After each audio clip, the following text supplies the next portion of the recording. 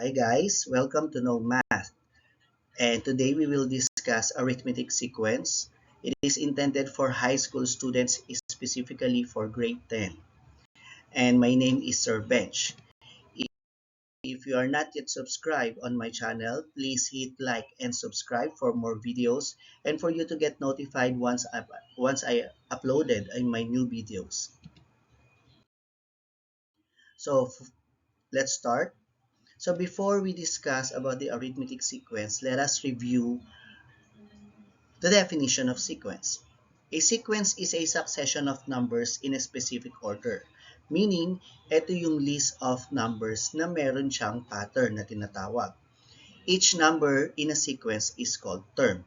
So, dito sa example natin sa illustration below, we have here 3, 5, 7, 9, and these are what we call terms. So, this is the first term, the second term, the third term, and the fourth term. This is also denoted by A. So therefore, the first term is denoted by A sub 1. We also have A sub 2, A sub 3, and A sub 4, and so on. If you will notice that we have here an ellipsis, it denotes that the sequence that we have is an infinite sequence, meaning it is a continuous sequence. We also have what we call the finite sequence, where we have what we call the last term. Okay, again, and the terms are formed according to some fixed rule or property o yung tinatawag nating pattern. So, kailangan masusunod natin yung pattern for us to have the next terms. So, let us now proceed to the arithmetic sequence. A sequence in which every term is created by adding or subtracting a definite number to the preceding number is an arithmetic sequence. Just like any other sequence, we have the pattern. But if the pattern observed is adding or subtracting, it is called arithmetic sequence because there is other sequence uh, that is being used when we are multiplying or dividing, and that is geometric sequence. In an arithmetic sequence, the difference between one term and the next term is constant. Therefore, it is called common difference, and it is denoted by D. D is our common difference, and it is constant. Take note of that. So, hindi siya nagbabago. In other words, we just add the same value each time infinitely hanggang sa ma-reach natin kung anong term yung hinahanap natin. Okay? The arithmetic sequence has its formula, or what we call the general rule. It is a sub n is equal to a sub 1 plus n minus 1 multiplied by the common difference d. Okay, so again, a is our term, and in every term, meron tayong symbol. A sub n is the last term, which we do not know unless given sa problem. A sub 1, siya yung lagi yung ating first term. Si letter n, siya yung number of terms o yung dulo ng ating terms, given that it is a finite sequence. And d is the common difference. So, yan yung tinatawag nating constant. Take note that n here for a sub n should always be equal to the n on this part of the formula. Of course, if we are going to use the first term 1, we will going to use 1 as we were going to subtract to the number of or to the value of n. Example, find the 12th term of an arithmetic sequence 3, 5, 7, 9. So if we have observed, if we're going to list our sequence, we have here 3, 5, 7, 9, and so on hanggang makarating tayo kay a sub 12 or yung ating 12th term. And the general rule for arithmetic sequence is useful kapag ganitong malalayo ang ating hinahanap na term o yung ating last term. So first, we have to know the elements or the values of each elements in our formula. We have here the first term 3 as a sub 1. We also have the common difference 2. It is by observation. Take note, always, we have to know the pattern para malaman natin yung tinatawag nating common difference. Ang common difference natin dito ay 2 because we are adding 2 in each terms. That is what we call common difference. And the value of n is 12 because we are looking or need to find the 12th term. That's why n is 12. So using the formula, we will now substitute all of the values of the given elements na nakuha natin dun sa problem. So a sub n natin, since n value natin is 12, so we will have now a sub 12. And a sub 1 given that it is 3. So substitute 3, n is equal to 12 minus 1. Take note that we use the first term, that's why it is 1. And the common difference that we have is 2. And evaluate the equation for you to get the 12th term. So first, 12 minus 1 is 11. We will now multiply it by 2. That is 22. And then added to 3. Therefore, we have now the 12th term of 25. Always remember to follow the GEMDAS rule for you to evaluate the equation clearly. Right? Next, example. Find the 10th term of the sequence negative 37, negative 34, negative 31, and so on. So again, following the process, we have to list all of the given sequence until we reach the 10th term. But that is not really necessary if we have the formula of the arithmetic sequence. We just need to find each value of each elements na meron tayo sa formula. First, it is given that we have the first term, negative 37. By observation, also, we will observe that we have the common difference of 3. We are adding 3 in each terms. Alright? And we have the number of terms 10 because 10th term is the missing term. At yun yung problem natin na kailangang isolve. So again, using the formula of a sub n is equal to a sub 1 plus n minus 1d, we will now substitute all of the given sa formula. So we have now a sub 10 as our last term is equal to negative 37 plus n minus 1. Again, we use the first term, so we will use 1. Then multiplied by the value of common difference, which is 3. So evaluate, again start with the grouping symbol, 10 minus 1 is 9, followed by multiplication, 9 times 3, we have 27. In that case, we can now add it to negative 37, and the 10th term is negative 10. Right, another example. Find the 16th term of an arithmetic sequence if a sub 1 is equal to 8 and d is equal to negative 9. In this case, it is not on a listing method.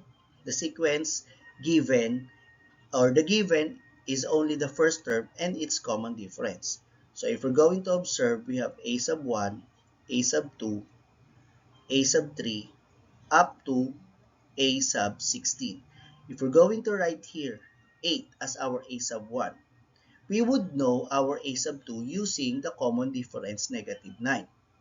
But it is not needed because we have the formula.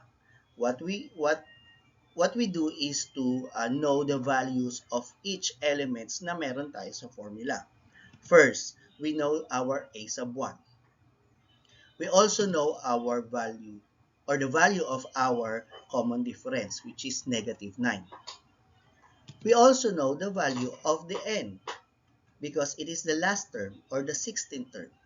So therefore, we can now substitute it to our formula or those elements or those values of the elements to our formula. So we have here a sub n as a sub 16, and we have first term of 8 and n is equal to 16, and then subtracted to 1 multiplied by negative 9 as our common difference. So again, evaluate the equation. 16 minus 1, we have now 15. Start with the grouping symbol first. Then 15 multiplied by negative 9, that will give us negative 135. In that case, we can now add it to positive 8. Excuse me.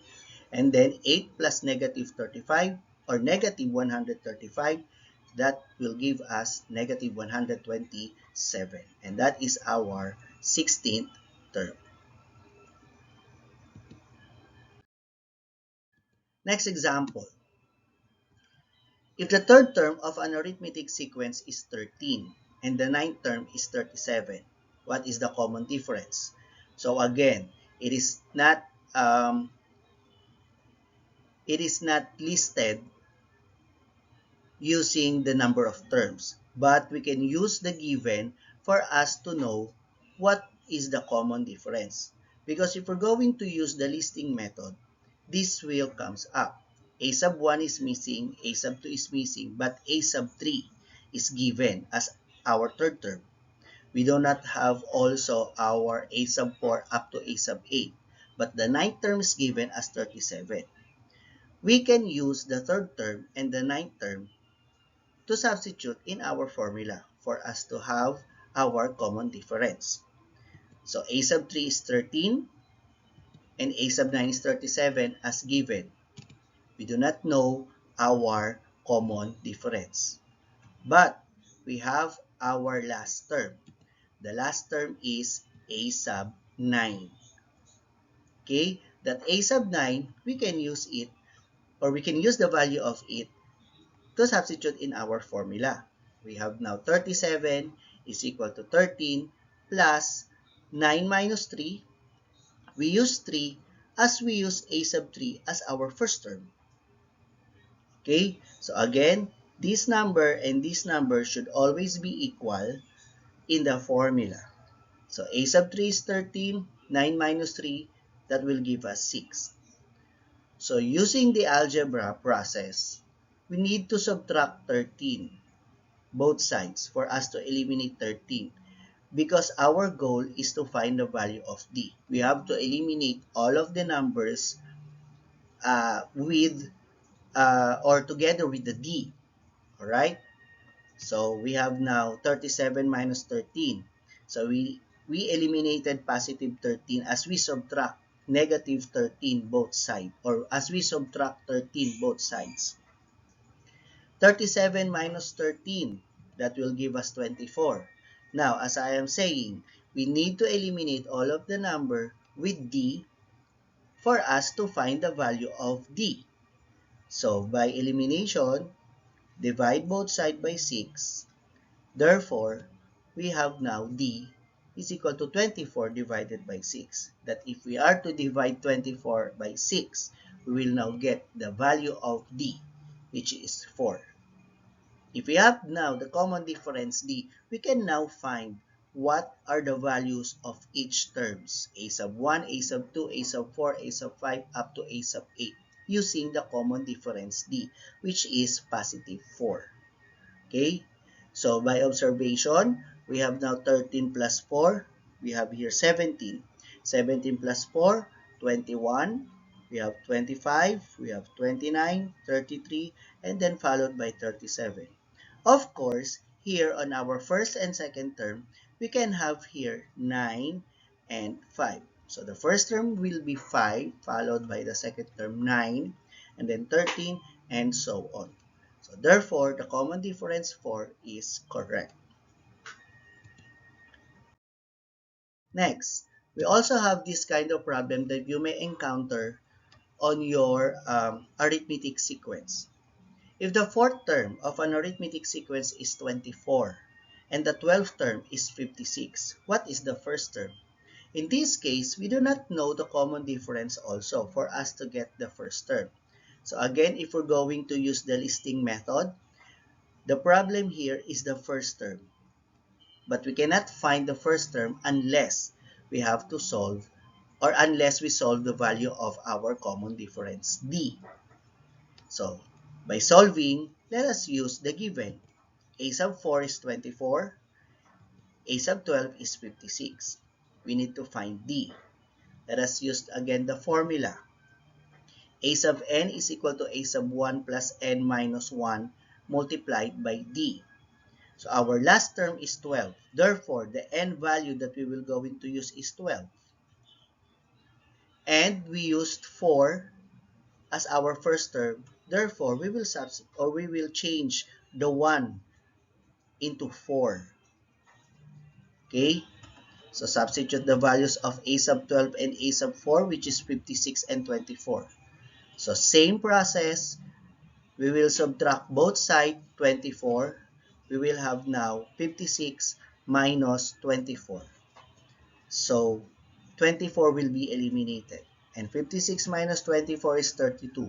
So for us to get the value of D, eliminate 8 by dividing both sides by 8. Okay?